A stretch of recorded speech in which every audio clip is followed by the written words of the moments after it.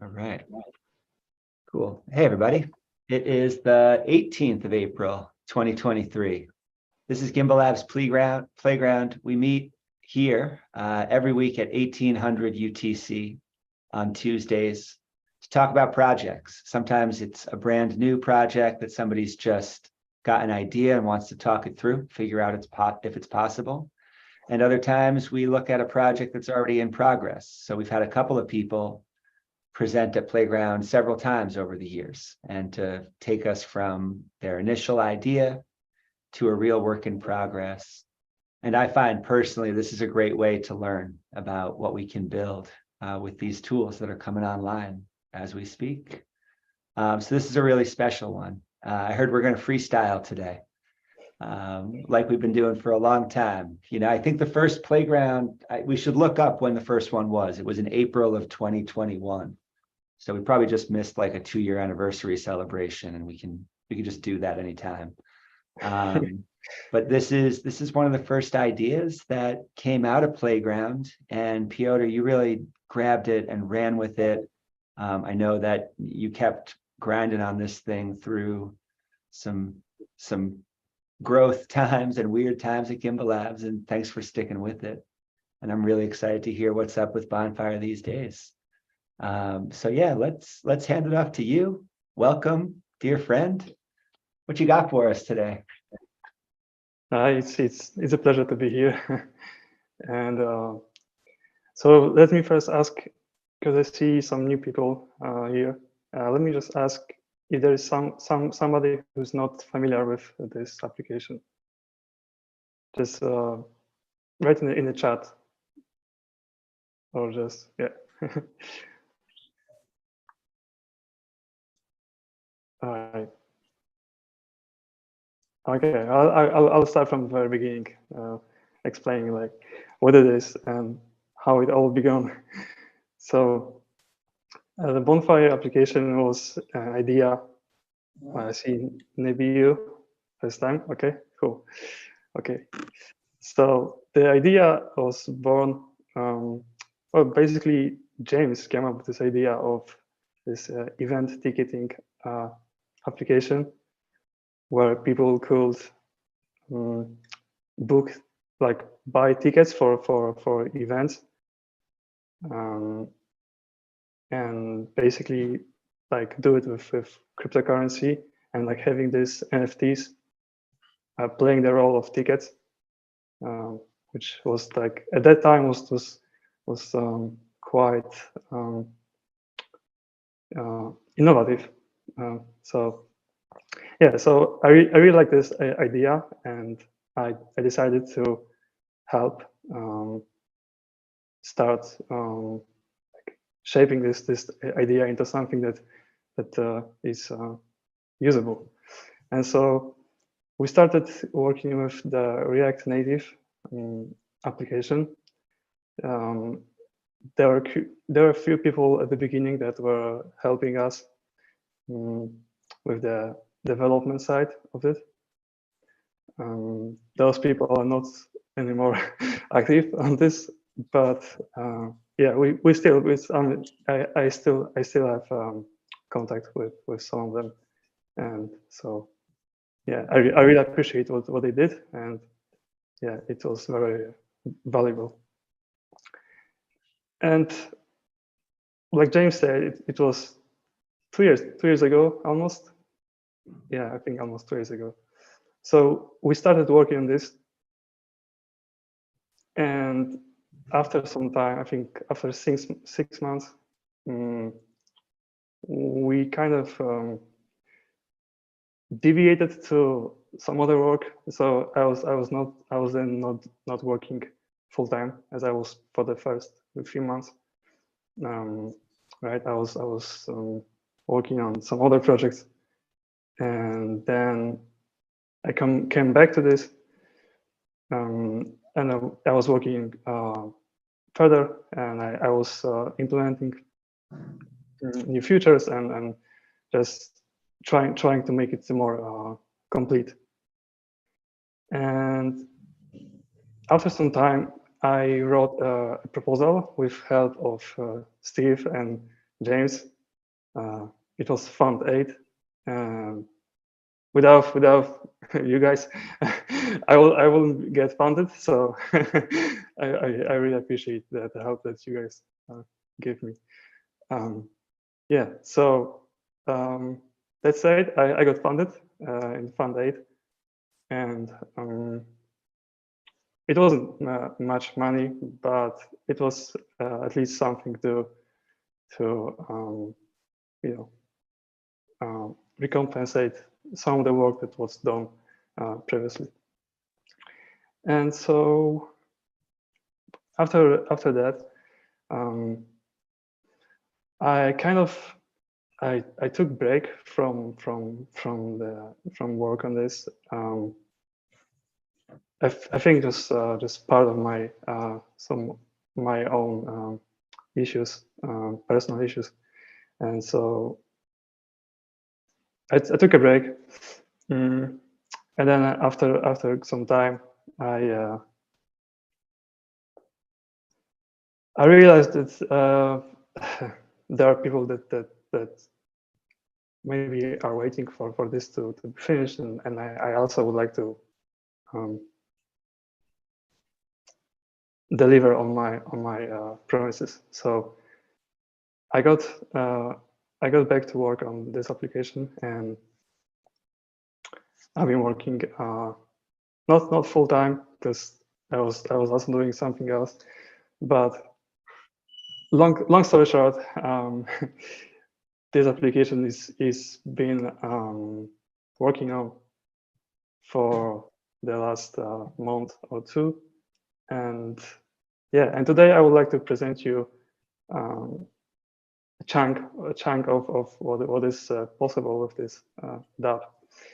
But before I do this, I just want to be with you. Yes. So before I just launched this short video, I wanted to, well, basically explain you like what is this application and what can you do with it. So the idea of Bonfire is to give people something like an application where they can manage basically they can let other people book their time, and then having this scheduled sessions, say session or events, they can then easily manage them through the calendar that is built in this application. And also for each event, the other person who books your event, your time, will pay you in crypto. So you will receive the crypto directly into your wallet, which is also in the application. So that's like a short introduction. Okay, cool. So let me just, okay, you guys can see my screen. So this is a video.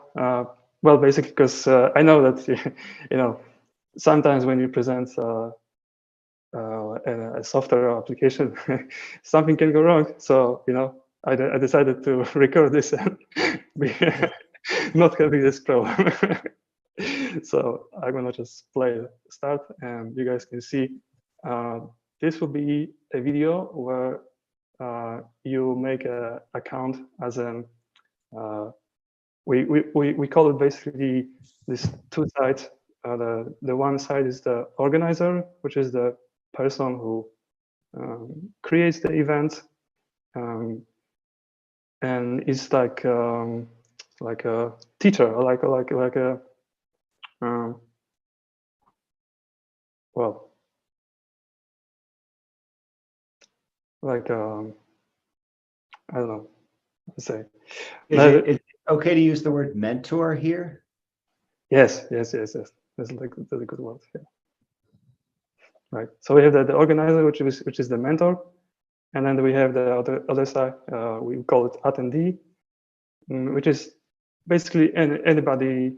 Well, I don't think that there is like such a big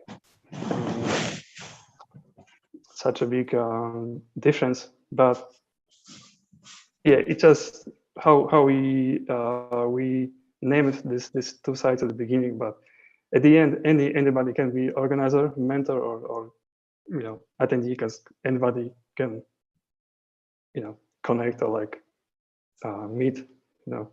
It doesn't have to be necessary like you're this side and you're this side. So all right, so I'm gonna play this video, and you can see it here. You can choose between the or the attendee. And just a quick note before I play starts again. Here, as you can see, I wanted to like make it so that people pay for registration, but I don't think that this is a good idea. So what I will do is I will do like free registration, and then for each transaction I will just take a small percentage of the transaction. So I'll play, and here you just type your name, username, and then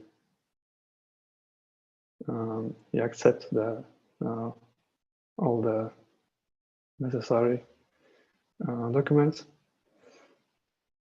All right, so this is the organizer account, and here you just have to specify like say something about you, so that people people who don't know you, they know who you are, what you are good at, and how much you charge per hour. And what this is also well, this application will also be able to charge gimbals. So if you have a lot of gimbals, or you want to pay somebody in gimbals, you can pay it, because this application will support it. Just a side note. Okay, so play. Okay, so this is the calendar, the main screen, and here I will create a new event. So I'm going to my home screen, and then I create a new event. So I type a title, right? Give it a small description.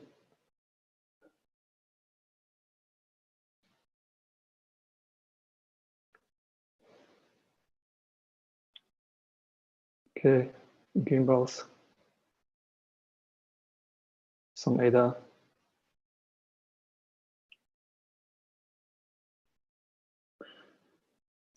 And then here I will choose which day I want this event to happen. So here I just say, okay, it'll be next week Tuesday. So I select the Tuesday and click on next, and here you basically say how long you would like this event to last. So here I say 1 hour, and then I press next. Okay, and here I just add a picture, because like there's a list of events that people can browse through. So this is just an image that people see in the list of the events. So okay, you can change the title, color of the title, and the background image.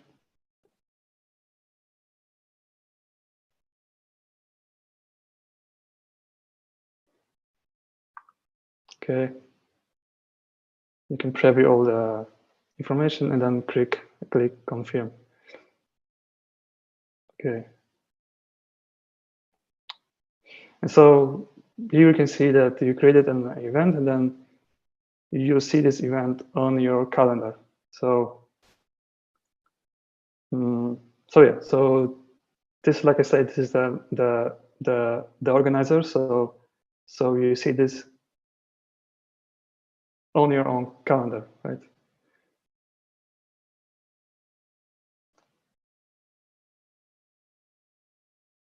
Okay, just you can preview, and you can share it. You can copy this URL so that people can paste it, and then they navigate, so they don't have to like browse through all the events, and they just click, and then yeah.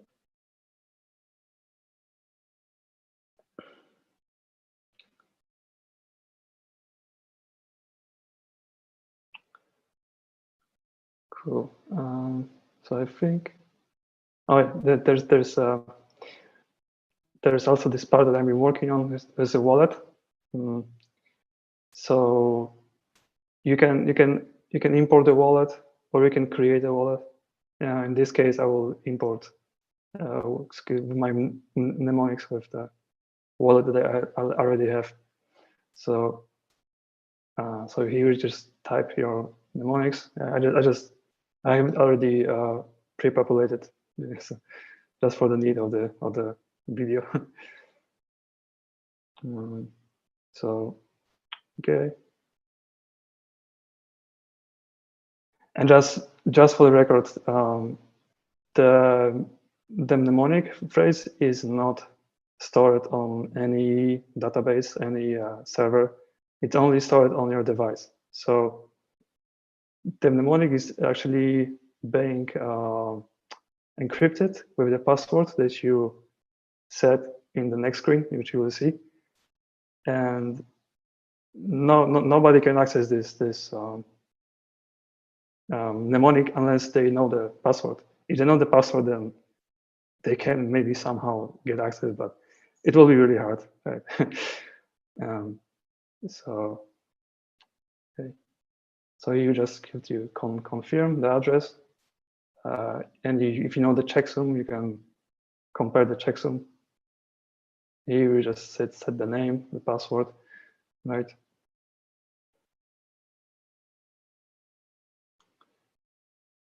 Okay.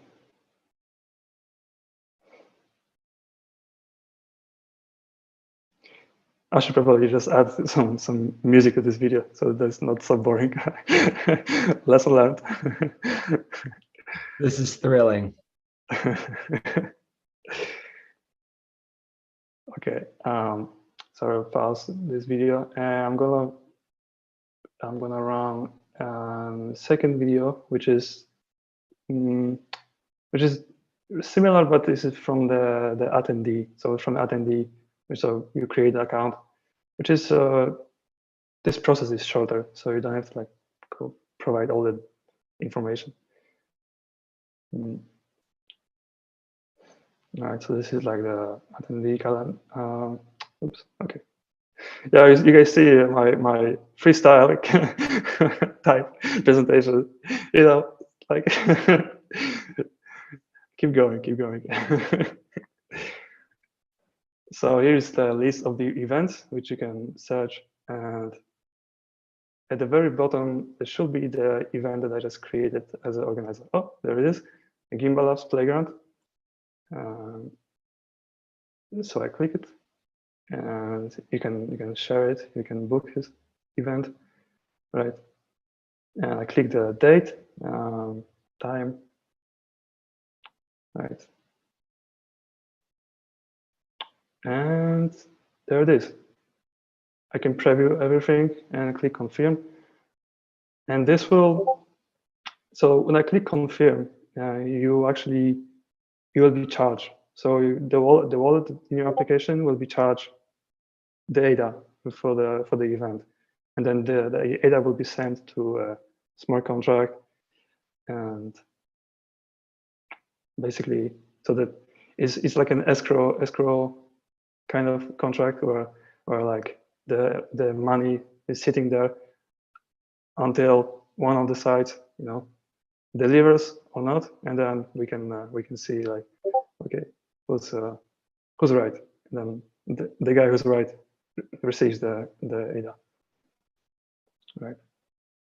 So here I have my my booked event on my calendar. I can preview it.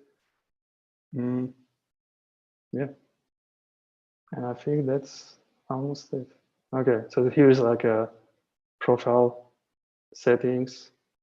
You can change the dark mode, light mode. If you're the person like me who's allergic to the bright screens, but yeah, that's pretty much it. Okay. So yeah, I don't know if you guys have any questions. I see sessions at hand. Yeah, this is pretty cool, man. So, you know, I hate to, I don't want to distract, but can we use this on DMU? Like, so first of all, I have so many questions. Sorry. One, can we accept something other than ADA? You mentioned Gimbalabs, right? Gimbals, right? So you can accept perhaps like a community token, to attend. I'm an artist, right? You want to attend my weekly call. I have a community token you must earn, and you spend those community tokens to attend this weekly call with me. Possible, Peter? Definitely, yes. Okay, second part of that, let's take away the community token and let's say a little alpha for the rest of the room. You know, the album that I bought, and I leveled up the album to the level that is required to attend the community call. Let's say you need a level 3 album or level 3 NFT. Can you token gate access to the same call? Right, so it's not like it costing me community tokens. It's a certain level that I must acquire. Yeah, that's possible. Yeah, there's some work to be. Yes, it's possible. Yes, it requires some work, but that's exciting. There we go. That's it. At this level, right? Any Cardano native asset would work, right? You just specify which one. It's just a matter of pointing out the policy ID, I guess. Yep. Anything on Cardano will work. Even if you have an NFT, you can pay with an NFT. Why not? And the Bitcoin wallet integration, that's like on the way, or what are you doing? That's on my to-do list, yes. I just give me shit,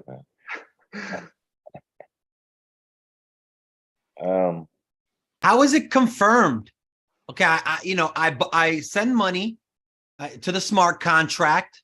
I show up. How does that money go to the organizer or not? Like, let's say I don't show up and it comes back to me. How does that mechanic work? Yes, so if you're an attendee, after the event, there will be a way for you to confirm that the event happened, which will be like a button which you need to click. You know, say I booked your time, and the event happened. Then just go to my application, and then I have to click a button. Well, actually, now what I was thinking about it, yeah, I can do it automatically, so the people don't have to click anything. But yeah, so basically, if you say that there was something wrong and you want to raise a dispute, then there will be a way for you to raise a hand and say, hey, there is something wrong. I think this person doesn't deserve my ADA. So, and then someone has to step in and resolve the problem. Which, yeah. Did that answer your question? It raises a new one, though. Who is that someone that determines what's fair and what's not? That's probably someone with a lot of credibility, and I guess at the beginning it must be me, because I mean I don't have money to pay anybody, so.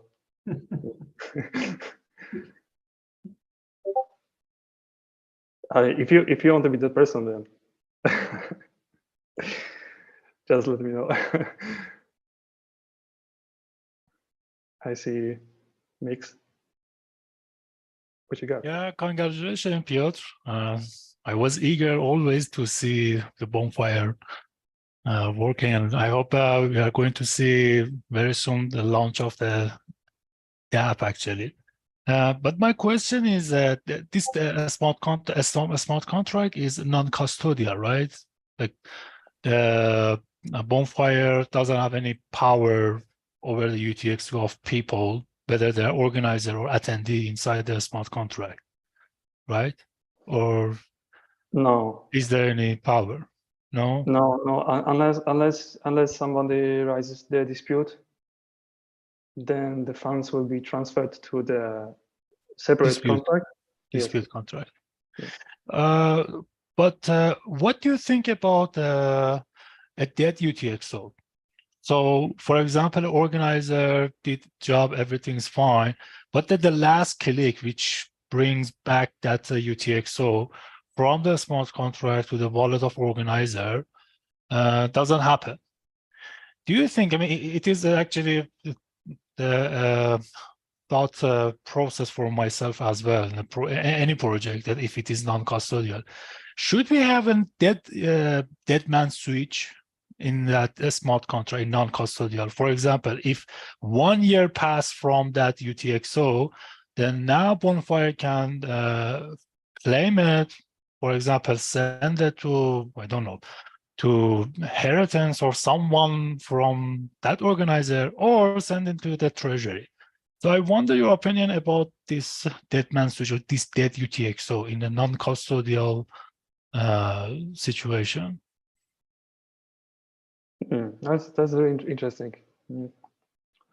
Maybe I, as a moderator, I can raise a dispute, and then this dispute will automatically transfer the stale ADA to the separate contract.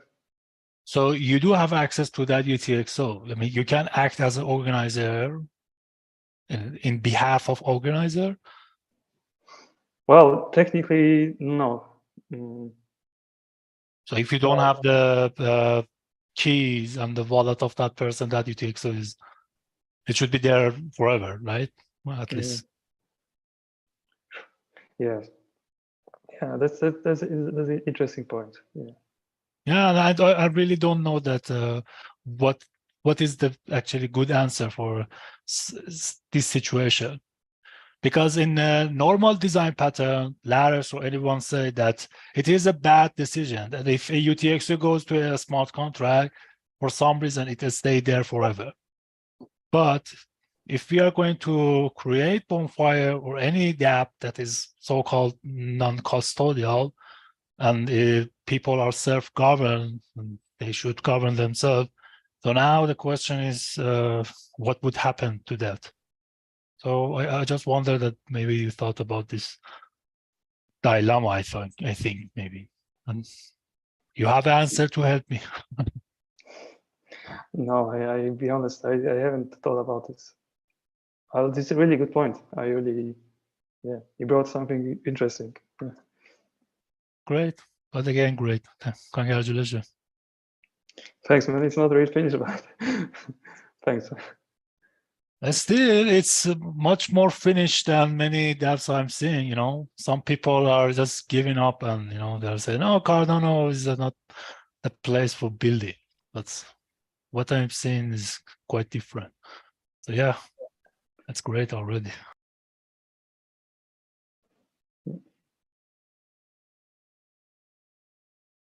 I see Sebastian. Yes, Piotr, congratulations. Beautiful product, beautiful. I want to have this in my phone, my cell phone, definitely. Thank you. My question is, what will be your next steps with your product, with your service? What in your mind? What could be the next steps to start to contact the outside world for shading in something, in some way? What are you in your mind? So my next steps will be to, I was thinking maybe I think the important thing, well, actually, well, it's so like you can't really say what people will want. Like, I think I will just do some survey, like ask people, okay, do you like this? Like, what would you like to see be implemented? But I thought many times, and also Steve mentioned it quite sometimes, like, the Ergo Bitcoin like integration, like people with the Bitcoins, so they can spend the Bitcoins in some way. I think this is a good next step. But yeah, you know what it's like. You're working on something and you have no idea what people actually want, right? Until you ask them. I agree. Because the life of a creator should be really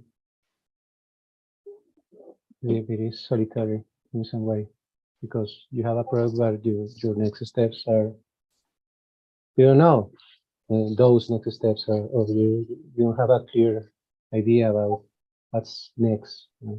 But in this place, for example, the possibilities open itself in a question of seconds with the with demo and between demo and your product. That took place in this took place in a question of seconds. Maybe a product like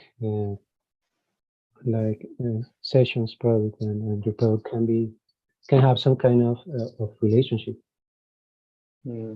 Definitely, yes. And we think about how to engage the outside world with what's happening in Cardano, what's possible in Cardano. And you have all kind of products and services built on Cardano. And they don't have a specific way to contact that outside world. But maybe when you see of this variety of things, you can start to think, okay, I can use this instead of Eventbrite, for example. Or I can use this thing, this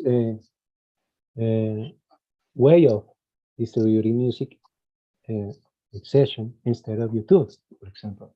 You can start to think some possibilities in this kind of spaces. Yes. Okay.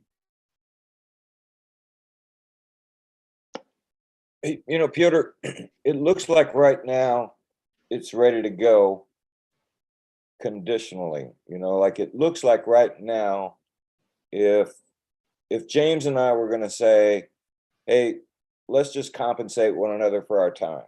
So when James wants to talk to me, he books an appointment with me, or vice versa, right? We can do that, right? And then he can pay me or I can pay him, depending on who's needing what. And, because it's James, he's going to make it good, like if he breaks his leg and he can't show up, he's going to make my time good one way or the other. But for people out there that you may want to advertise and say, hey, I want to give advice on women, right? And some guy doesn't know me and needs advice on women. What happens if he books an appointment with me and then he doesn't show up, right? So like, I kind of feel like there needs to be a cancellation fee method for the event organizer. And, if I don't show up for the guy who's got a girlfriend problem, he gets his money back right away, like within a certain time limit. Like if I show up 5 minutes late, then it's still valid, but maybe 15 minutes late, it's too late. His girlfriend broke up with him, and so there's no reason why he should lose his girlfriend and his ADA. Can I also add to that thought, Steve? Because I asked, and it's related to my previous question, couldn't a way to validate whether people show up to the meeting is that they have to log in using their wallet or, sign in that way, and that validates that the person attended or not? And even now, what you said, Steve, if you show up late, you can tell, and maybe there's some discount that it's applied. I don't know. Just throwing things out there.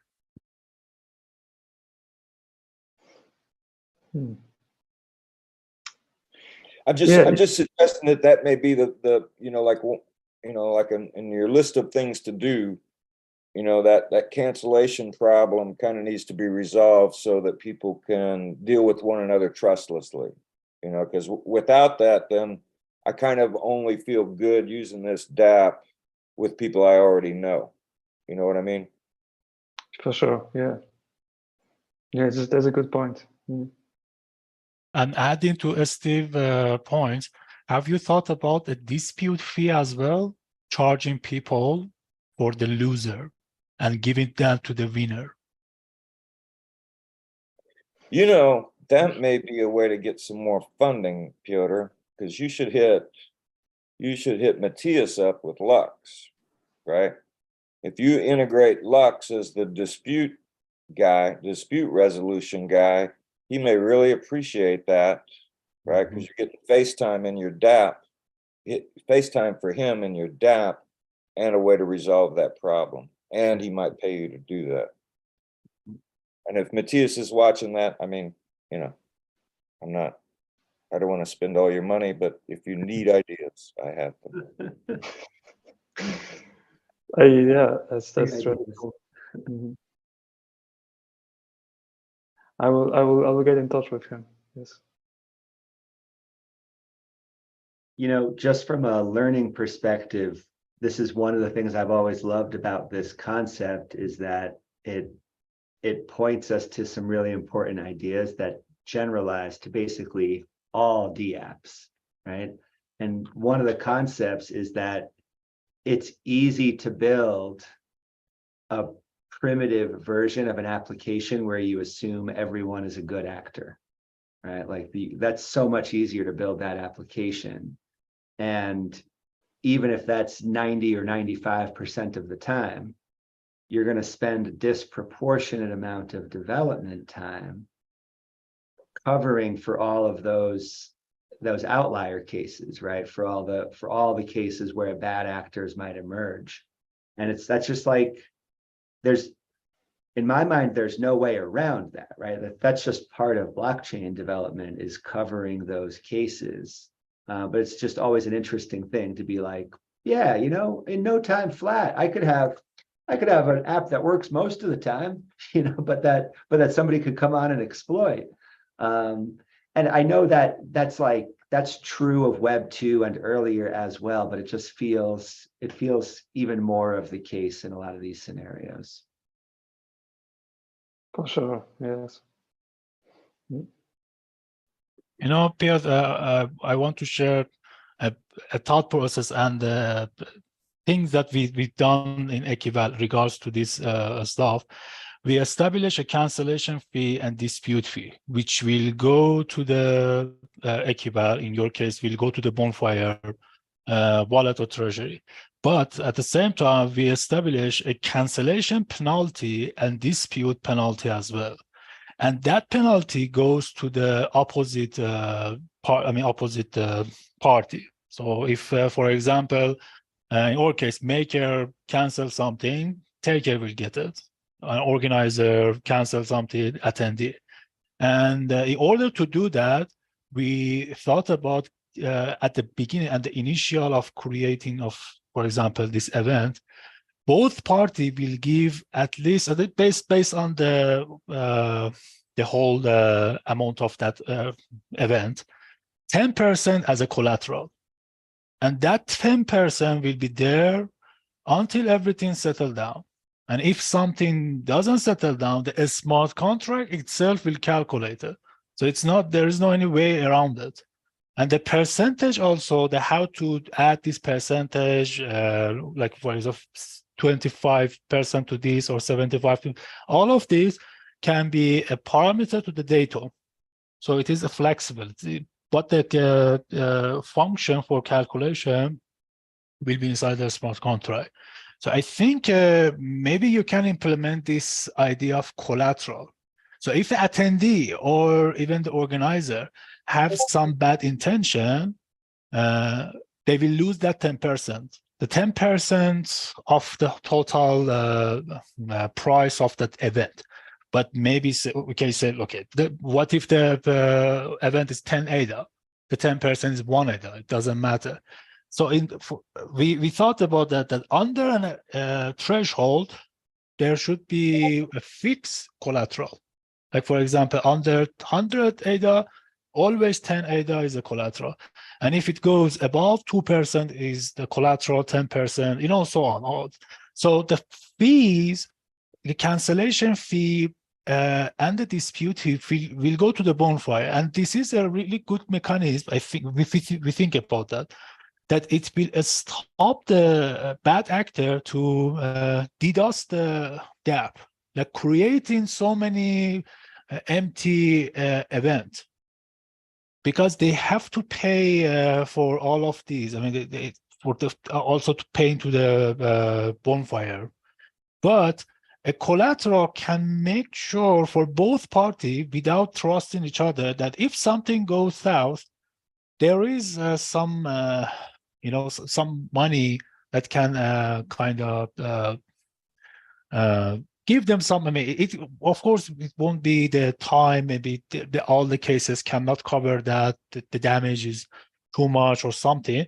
But at least in most of the case, that collateral will cover, I think. So I don't know. What do you think? Have you thought about this collateral and fee to stop people to create empty and very stupid events or attending to the organizer attacking, and at the same time a penalty, cancellation penalty and dispute penalty?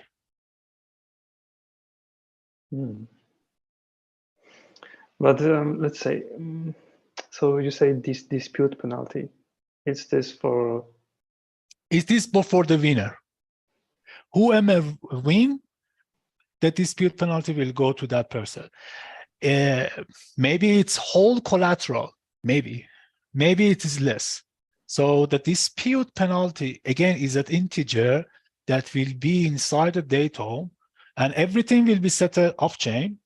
And at the dispute, when the dispute resolution, the transaction going to happen, we thought always is the two case, like one of them is the winner most of the time, at least. So if the winner is the organizer, for example, the dispute penalty will go to the organizer and dispute fee will go to bonfire, because of the all the time, all the support the bonfire did to resolve this.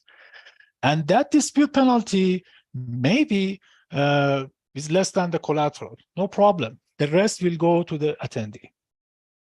But if it is more, sure, we don't have that. But again, that's a thing. Based on the event, based on the situation, we can, because it is a data, it's just an integer, we can increase it or decrease that collateral. If it is a high risk, if it's a very high in demand event, and if person cancel that guy, like the hour is really costly, okay, we can, the collateral will be very high. And everything at the moment for creation of that event will be settled. So there is no any confusion, there is no any uncertainty. So I think this flexible, and second, can stop many, at least many bad actors. I see what you're saying. And if you want help with the code, no problem. I wrote already the code. We can look to it. I mean, it's fine. In equivalent small contract, there is no problem. Nice. We can just, there is no problem. By the way, I just brought the dispute resolution inside this main contract.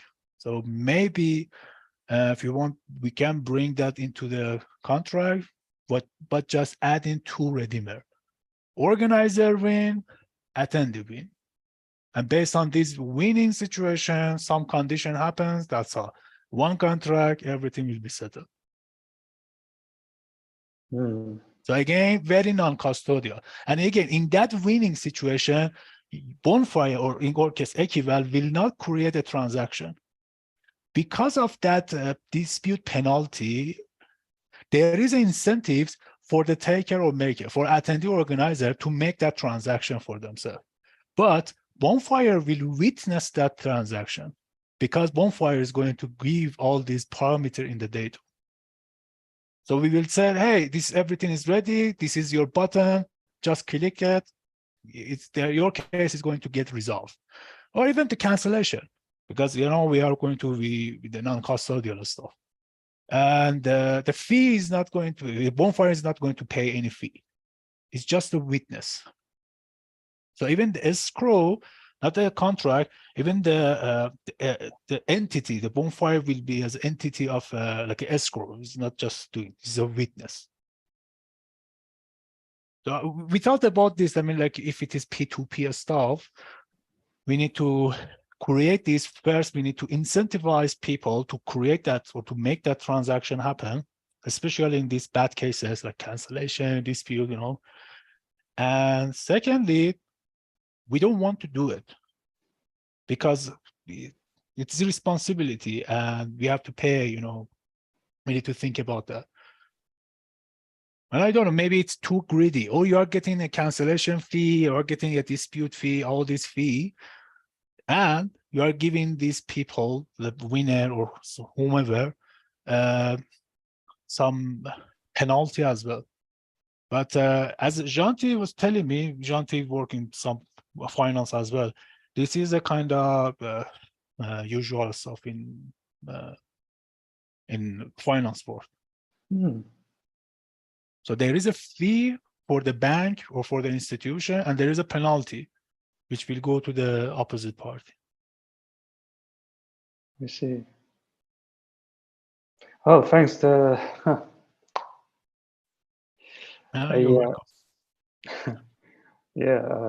need to wrap my head around what you said, because no problem. If you need any help or anything about that, a smart contract, how to develop this, just hit me. There's no problem. Thanks, man. Thanks. You get him a copy of Bonfire so that you can make appointments. Yeah, exactly. Why not?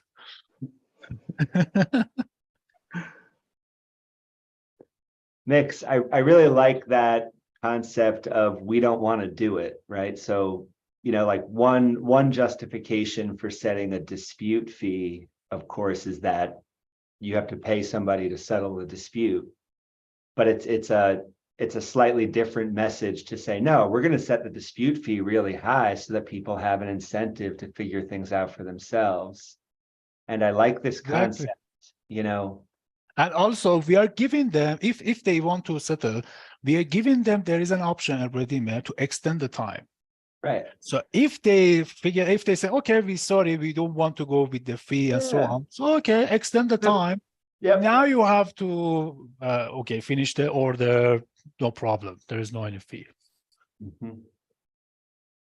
And it, you know, the cancellation fee is also, like you said, it can be changed. And I think it's really interesting to think about the reasons why you would change the cancellation fee.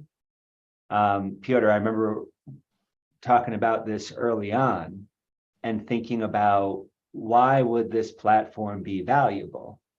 And one way to think about its value is if there are lots of organizers who have lots of expertise to share, then it's more likely that attendees are going to come try to find somebody, right? So we could say that the real value of the application is in its ability to hook up organizers with attendees whose time is worthwhile, right? Or I guess I said that backwards. Hook up attendees with organizers who it's worth meeting with. And to that end, personally, my instinct would be to try to make it really convenient for organizers, right? If somebody cancels on them, they should get a big, maybe slice of a big percent, maybe 50% of the fee for the session, right? Whereas if an organizer has to cancel, you know, they got a lot to do, maybe, you know, maybe the penalty is relatively lower. But you could also make an argument the other way, right? Maybe you want to make attendees more comfortable, right? So this is a parameter that can be changed depending on how you actually see the value of the platform. And like you said, we don't know it all yet, you know, so this is a little bit of tweaking and experimenting to see how to make it a worthwhile platform, I think is likely to happen. Mm-hmm. Yeah, just one thing. I was thinking about making like a fee structure for people. You know, if you are an organizer who like makes like events twice a day or even more, then your fee will be lower than somebody who makes it once a month. And like, and same concept will apply for the dispute fee. Like, you know, there's somebody with like, you know, reputation, and you know, you may not pay as much as somebody who just joined. Right? And also maybe it depends on the organizer. Maybe we have, you know, the high profile guys come as organizer or high profile as attendee. Maybe that would be an important parameter or factor to change these fees or collateral, all of this.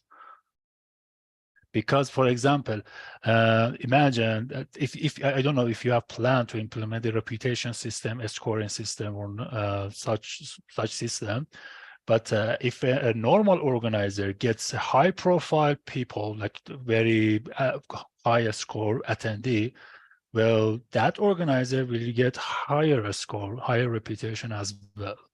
So, for example, maybe that organizer, in order to attract these, wants to bring those fees or bring those risk actually down.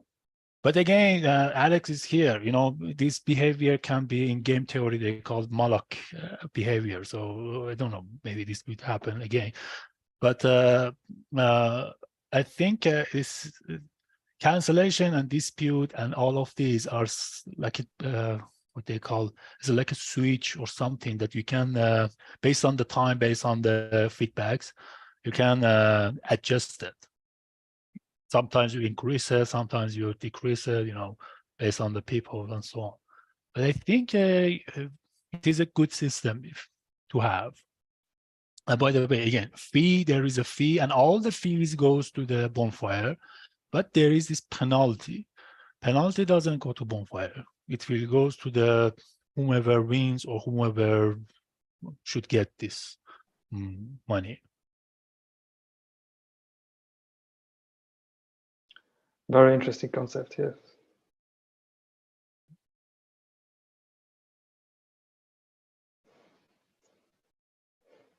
All right, I see no more hands, so. Can I take it back to a different concept from what Session said earlier? You know, this is another one of those kind of general questions that I think applies to everything that we're building right now. he asked, can we replace the gimbals with some other token in the application, right? So there might be, and whatever whatever token you start with, no native assets at all, or just one native asset like gimbals or something else. Once that instance is created, and I'm assuming you would create an instance of an escrow contract to handle that particular token. If we want to create a separate instance that uses a DEMU token or something else, that's a different application, right?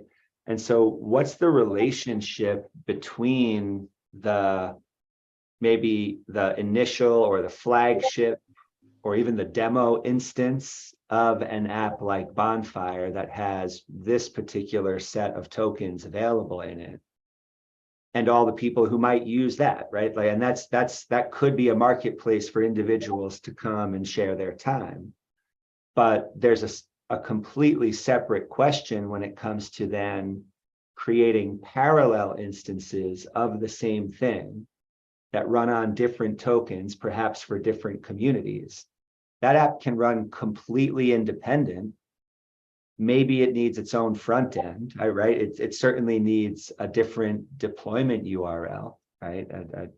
Or a set of endpoints. So how do you configure that's kind of interesting. And then even if you get those parallel instances running, is there a catalog of them anywhere, right? Should there be one source where somebody can go and say, oh, here's all 12 existing instances of Bonfire. There's this one for this community and that one for that community. And do those instances know about each other, right? Does my reliability as an organizer in this instance have any impact on this one over here? And I think those are a lot of those are unanswered questions, but certainly at the frontier of thinking about, because you heard it right. Like, that was the first question we heard today, was Sessions' question. Can I make this with a different token, right? Like, people are going to have that question. And so it leads to some really interesting, I think, next steps. These probably wouldn't be part of like the minimal roadmap, but I think they would follow pretty soon. Have you been thinking about any of that? No, not really. No, this is really interesting concept. Yeah. Yeah. It's a way to sell it, right? It's just, if you do it the old-fashioned way, right? You would market to all these different communities in Cardano and say, hey, I've got this appointment setting, consulting, appointment making app, with an escrow contract in it. I'll customize it to your community, your token exchange, and you guys can carry on, and you can just plug and play with it. You can put your face on it so that it looks like, it's kind of like, hooking up with a brewery to make a beer with my restaurant name on it, right? It's the same kind of idea. And you can, you wouldn't have to change the smart contract, the transacting part of it. You'd still be making transaction fees, right? You could do that and just be like collecting a royalty. All you've really got to do is market to a community who needs that. Like if you were to market to the guy who owns Cardano Hotel so that he could integrate that into his customer base, whoever comes to pay him in Cardano and ADA, that might be really useful for him.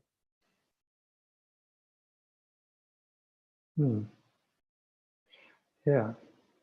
I wish I had this many ideas for me to make money. I've always got ideas on how other people can make money. It's weird.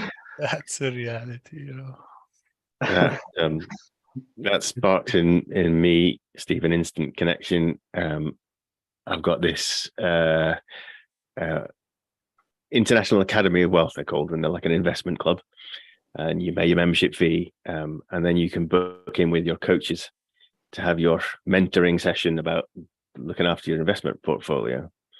And that's a natural fit for this, because at the moment they're using every calendaring app under the sun to try and make appointments work, and And actually, if you've got something that is chain native and connected with, again, going a bit back to the token gating sort of thing that session was on about, if you've got that sort of that primitive identifier in the wallet, then that's a way to instantly know, okay, this is someone who's allowed to book a meeting with me, let alone, and then also, what Mix is saying about the penalties for interacting with it, not even necessarily as a bad actor, but just as someone trying to get something that they're not actually signed up for. So all that could easily be packaged up into a kind of white label service like James is describing for any kind of group that is using the current booking systems, and wealth groups like that are particularly relevant because they tend to be more crypto savvy and blockchain savvy as a result.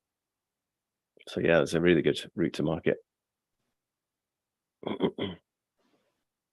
I'm going to be talking about it. See if I can like get a slot for you. Thanks. Cool. Juan, I see your hand. You're on mute. Hey, Pierre, great progress, man. I just can't believe how developed this is in 2 weeks, 3 weeks. A month. Oh, 2 years. Amazing. Congratulations. Now I'm thinking this is I always think that this is a very good app to use right away with the school students, just for them to play around. If someone teaches someone, a teacher can actually provide that to the students to play with it, and if it is in that stage, I have no issue playing a little bit around here, the teacher that I know, to introduce this and start grabbing some attention and information from them. I think it's great, especially how developed is the smart contract already. It's incredible. Congratulations. Yes. To all of you. Yeah.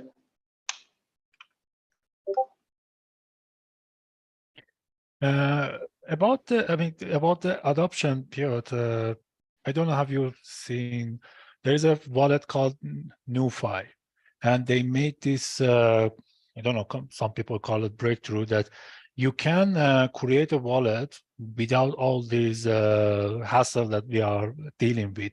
That just by signing with your Google account, the wallet will automatically create all this private key and everything, and not storing in their database. It will send to you. I mean, let me share the link for that in the Twitter. You can check it out. But the thing is, I think maybe that would be some good idea for Bonfire. So instead of people create that wallet in mnemonic stuff, they just use their Google account and log into the Bonfire. But behind the scene, all this wallet creation happens. But at the same time, there will be this integration with other calendars or other services like Google Calendar as well. So I don't know, have you thought about this? Have you seen that about it, using like Google's or other means for signing to simplifying to signing up to Bonfire without making a wallet, without all this, something very simple.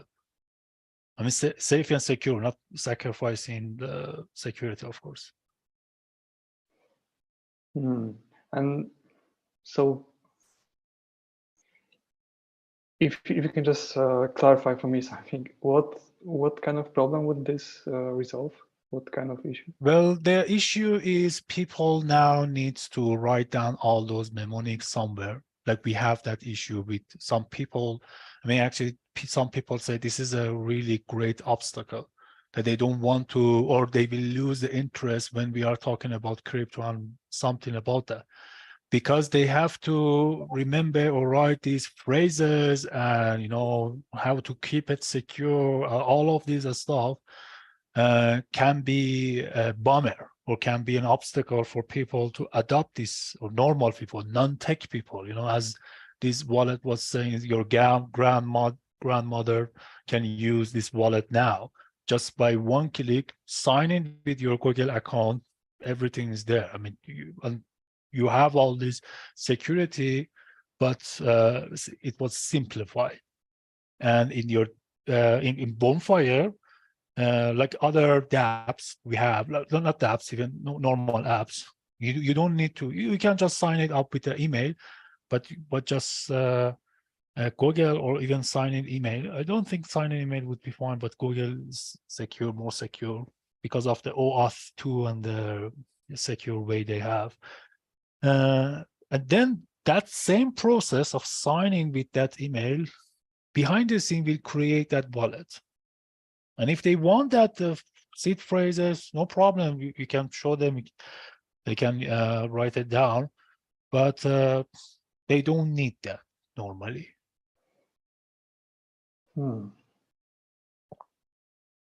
Some of the step will be skipped, and the adaptation, I think, would be higher. I don't know. What do you think about this?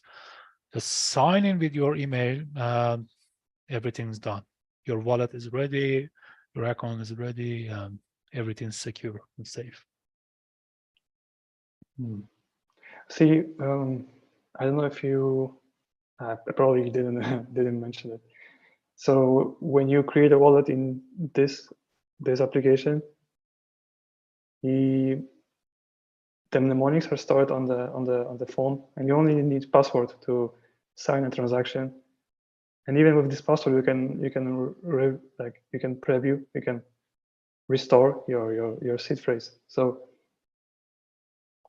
it's kind of similar, but yeah, I like the idea of the Google integration. Yeah.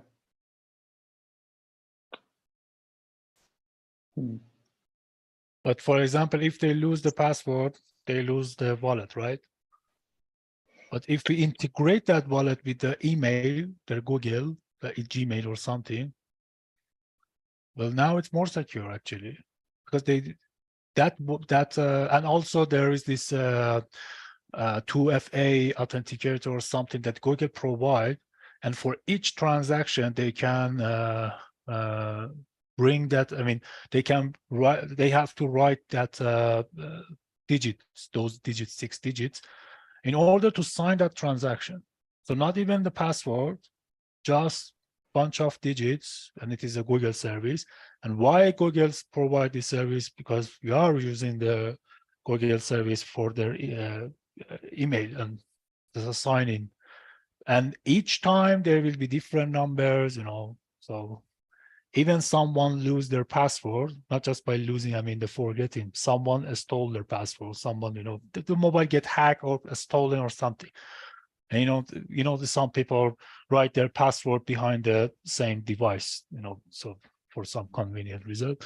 But anyway, I think we kind of using the Web 2 services like Google. Of course, maybe there will be some drawbacks, like they will gather some information, most likely, but there won't be the need for writing down seed phrases and the password.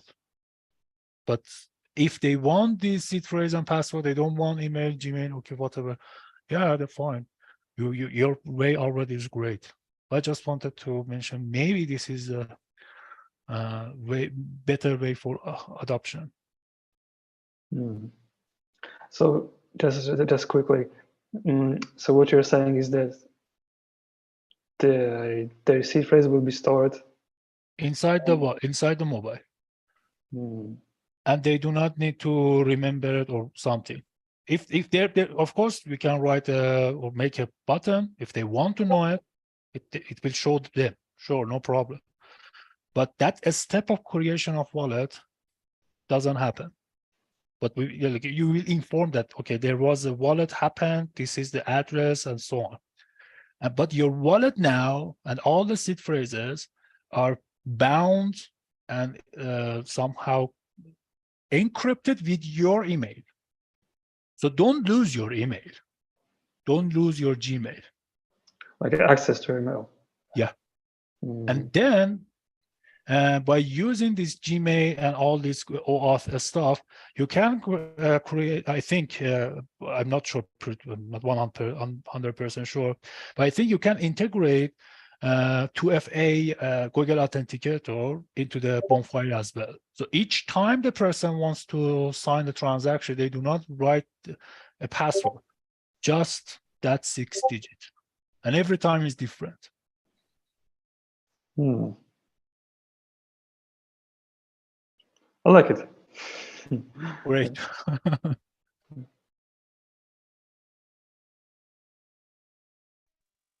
I think there's value. Well, so to what Mix is saying, I think that there's value in understanding the persona of your target audience or what type of user you're looking for, because those are fundamentally different perspectives, opinions on how the platform, right, security wise, or can I use my Google account? Because I mean, let's be honest, Google's password recovery is not very strict. It's very easy to imitate. I use a SIM card, replicate somebody's phone number. Anybody can get access to another person's account unless they've enabled 2FA, which is not on by default. However, your platform requiring the 2FA would make it a lot more secure, but it does solve the problem for the masses. So identifying what type of user are you building for?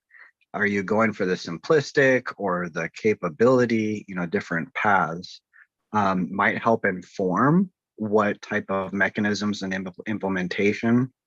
Are we trying to onboard people to blockchain, or are we trying to obfuscate it so that that's not necessary? You don't have to know what blockchain or Web3 is to use this particular tool.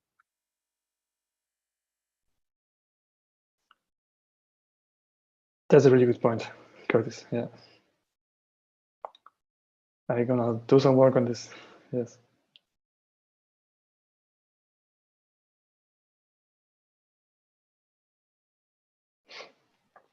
And then, I mean, when it comes to roadmaps, is like where does that broader audience fit, right? Because I think there's an argument to be made for making sure that this thing works and can just be tested with a small community right here in the Cardano ecosystem, right? Some Gimbalabs folks can start to play around with it. Anybody else who wants to can. But then down the road, right, as we build out that use case and people start to mess around with Bonfire, then having the plan for, okay, when do we try to jump beyond? When do we try to get to grandma and, have her schedule in time with the grandchildren, for example?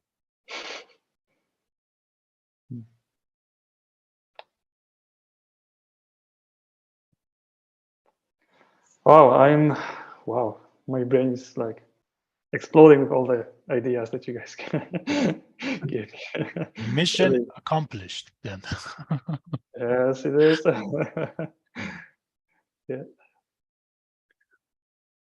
We didn't even talk about mentorship and reputation, right? Maybe you don't even need to get paid in tokens. Maybe it's enough just to have a record that you're a good mentor, but that's also for later on down the road. Oh yeah. So, as you think about finishing this and starting, getting it ready for even a small initial market, I know that you've got some ideas now, and we'll start to organize what's next.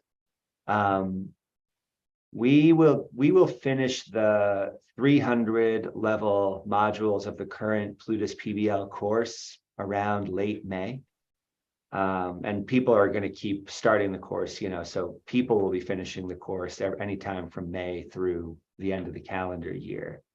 But what do you think about having some ongoing work organized that needs to be done for this? And maybe we can point people in that direction as they move into the contribution stage of the course. I'm down. Yes. Let's do this. I know some teachers and students who might be excited to jump in and lend a hand if the tasks are well laid out. Cool. Yeah, that's a good idea. I like it. Yeah. Cool. So yeah, if you think about next steps and maybe think, sometime about a month from now, just be ready with like a pretty clear list of what needs to be done. We can then organize that and make that available to people who are just practicing becoming contributors to all this kind of work. Great. Yes. Rock Ooh. on. Exciting. Dude, and there's such a connection there, right? You can, for me, there's such a clear opportunity to be matching mentors with students. I don't think that's the only use of Bonfire, but Juan already mentioned it in his community setting. And then I think for, our virtual community, being able to set up mentors with students for sessions could be a really cool way for people to start, both building reputation and maybe earning some tokens for helping each other out. Yeah. Oh my God, that'll be so good. It's really cool. Thanks, man. And thanks for not leaving this project behind. It feels really cool to see it coming together. And like a lot of things that we've been slowly building for a long time, it feels more real than ever. Nice work. No, Yeah. I appreciate it too. I wanted to ask you if like where you're at right now, if you've like looked at those Catalyst proposals and what you promised or what you said you were going to do, is what you said in the proposals finished? To the point. Well, so I still haven't released the like a working application that you can download and use. But yeah.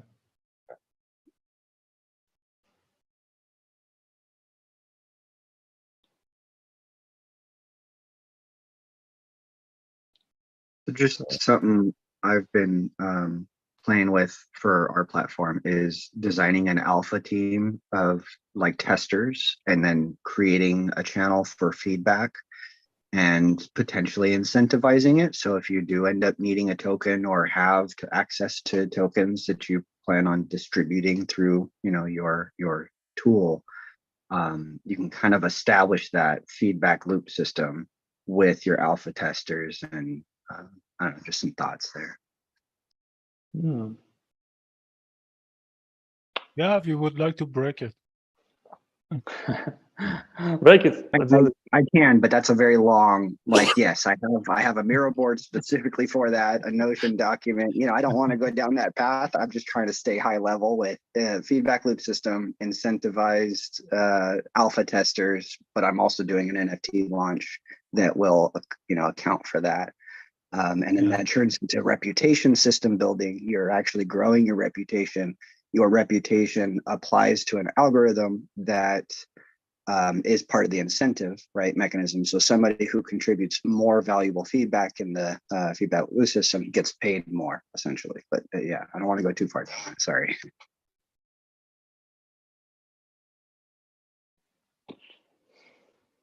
Such a good idea. Yeah. I'm open to talking about it. I just don't want to derail. That's all. Sorry.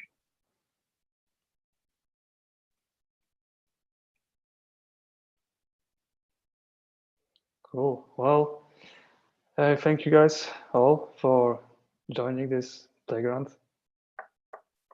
It's really a pleasure to be here. For real. Really good to have you here, Piotr, and thanks for Yeah, this. congratulations. Yeah. Thank you. Good things. So we'll do another Bonfire Playground 2-3 months from now.